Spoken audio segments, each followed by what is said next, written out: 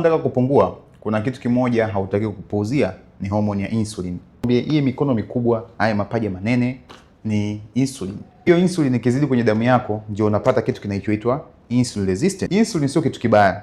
Insulin ni hormone ya kawaida kabisa inayozalishwa na kongosho pale unapokula, na inazalishwa zaidi pale unapokula vyakula vyenye sukari. Sio sukari peke yake, nikizungumzia wanga kwa ujumla. Insulin hiyo huja kwenye damu ili kushusha kiwango cha sukari kwenye damu, kwa sababu sukari kwenye damu ni sumu. Sukari ikiwa kwenye damu yako inaharibu sana ubongo, inaharibu nerves zako, inaharibu macho, inaharibu figo. Ina nguvu sana. Insulin inaweza kusababishia njaa au kukuondolea njaa. Inaweza kusababishia uzee au kukuondolea uzee. Kupatia nguvu au kupatia udhaifu. Sasa nini kifanyike ili kurekebisha insulin?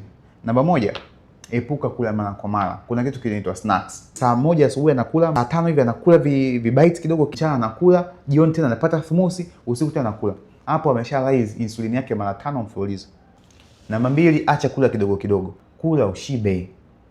Unapokula kidogo kidogo ndio unapelekea unafanya hizi snacks mara kwa mara. Kwa hiyo jitahidi kwanza kula mchana, kula mara 1 au mara 2. Namba 3, lala masaa 8+. Kurudisha insulin sensitivity. Haulali mara kwa mara, una disturb kitu kinaitwa circadian rhythm.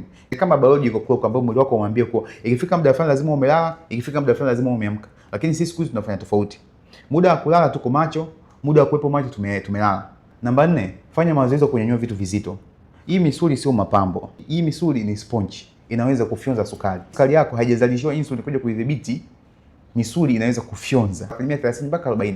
Kwa hiyo jitahidi kuwa na kufanya mazoezi ya vitu vizito ili uweze kujenga misuli. Next time hata kitokea umekula labda wanga, umekula sukari, basi misuli yako ianze kuvuta kwanza, okay? Ili sukari ili isiende kuathiri insulini yako. Na tembea dakika 5 mpaka 10 baada ya kula ili sukari isipande kwenye damu.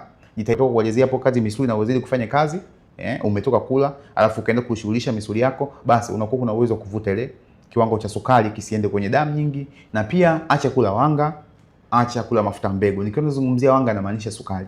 Nikizungumzia sukari nilikuwa namaanisha wanga, kwa sababu end product ya hivi vyote viwili ni glucose. Hii glucose ndio sukari ambayo, na mafuta ya mbegu pia yanaharibu sana mitochondria. Unapokuwa huna mitochondria zinazofanya kazi vizuri, ni ngumu sana kutawala kiwango cha sukari kwenye damu yako. Ndio hapo mtu anapata pressure, ndio hapo mtu anapata cancer, ndio hapo mtu anapata kisukari na vitu kama hivyo. So jitahidi kuacha mafuta ya mbegu, jitahidi kuacha sukari. Nikizungumzia wanga pia, hiyo chips, sijui ugali, wali, maandazi, chapati, ni hivi vitu vyote ambavyo wanga nyepesi zilizochacha. Na kitu kingine, funga kwa akili.